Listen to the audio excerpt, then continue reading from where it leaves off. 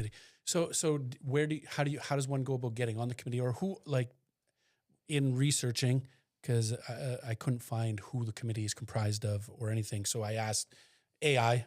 Full disclosure, I'm an AI guy. I use a couple different ones, but I talked to the AI researcher and I said, hey, do a quick comparison and give us a scorecard on economic development. Obviously, we could Sudbury was up there, and I gave it some parameters, but it pulled all the other boards and committees, but we couldn't find who is guiding the ship to give the information to council to make the decisions. Is that something that's just by design, or is it something that the website? Yeah, just maybe a difficult. I don't know, but when I leave here, I'm going to go and make sure that we make that. Yeah, I know a handful of them. I probably couldn't name all 10 of them off the top of my head, but I know Bill Freiberg is on there, former finance director, and there is Rob Brewer, who I think is the chair, who was from our PUC. Sheila Purvis, I believe, is on there until recently, until his passing. Sam Butkovich was on there. And okay, so some I'm community stakeholders and stuff. But well, let me know if you want me on there. I will. I'll jump on to. So there's an election in October. In November, we put out a call for additional board members, and the city, I believe, appoints about half the board, and then the board chooses external applicants for the balance of it. So the city does have some say in who's appointed, but there's also the community of selecting amongst their membership. So that's an awesome segue, I think, Steve? No. An election coming up, we're about 7 months out now, so we're starting to get to that. Yeah. What's your vision for the community? Yeah, what's your vision? Yeah. So really, it's, I think, a number of things that I've been working on that I want to ensure get done, and the port is high on the list. I think that presents the opportunity, not just for the port itself, which is 790 direct jobs if it comes to even full like is capacity. That even with AI and automation and things like it would these be are, that these are labor intensive industrial type jobs. Steve Dewars and shipping and logistics. This is Steve Dewars. Yeah. No relation to you. But he worked for me. These are port operational jobs. Transportation, logistics, loading, unloading, and processing, and site security as well, and site maintenance as well. So that would be 796 direct jobs. But there is also what it essentially does is creates a draw for an industrial park that needs to be close to a shipping resource. So this is for companies that are, for example, we've partnered with the Hamilton-Oshawa Port Authority. So on their existing port in Hamilton, they've got grain processors, they've got flour processing capacity, flour like cooking flour, baking flour. They've got companies that ship out steel products that are manufactured either at Stelco or Dofasco, which are right next to the Hamilton port. They've got they've got a wind turbine manufacturer. So things that are from the area. No, Hamilton's in the middle of the greater Golden Horseshoe that has a lot of agricultural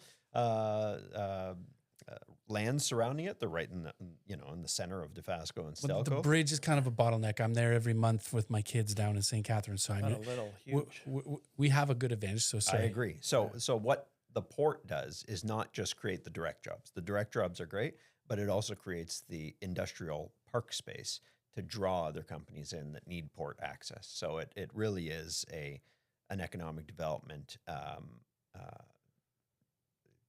keystone for our community. So that's part of the vision if reelected.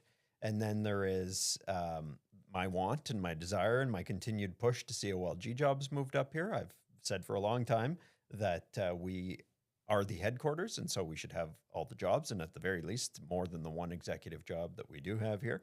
That would be nice, here. Right? And that is a message that I'll keep pushing with our provincial rep whenever we've got one that is, has the ear of government. I'll keep pushing directly with the provincial government as well. And then, those are on the economic development files. There's also a lot of social issues in the community that need addressing. Doctor shortage, I think, is high on the list. We've got an aging population that is going to need more medical attention. So I think attraction and retention of physicians. And so does that work in hand with the province? Because can a doctor just say, I want to come here, or do they, is it allocated out through the province for dispersing talent? Is there some sort of things? It depends on what they want to do. So if you want to open up your own practice, you can go anywhere you want in the province. If you want to work at the hospital, they are limited based on what the demand is in those and what they're funded for in those communities. So we might only, be funded for, I don't have a perfect example off the top of my head, but 3 cardiologists or 5 cardiologists at the hospital. But if you wanted to open a private practice as a cardiologist in the Sioux, fill your boots. So that is an area where I think there frankly just needs to be more effort and more money and more attention put into making sure that we are getting our share of the physicians that graduate each year. And that's something that that is a priority has been a priority. We've done decently well on it over the last couple of years after the derostering of 10,000 patients at Group Health Center a couple of years ago. Right. I was one of them. I've just lost my family physician as well. So I'm also one of them, but I think that we've advocated for increased funding at NOSM, which they've now received. We've advocated for a primary care teaching clinic, which is like a NOSM clinical learning space. Right. We're getting one of those. We don't know where yet, but it has been announced that we are getting one.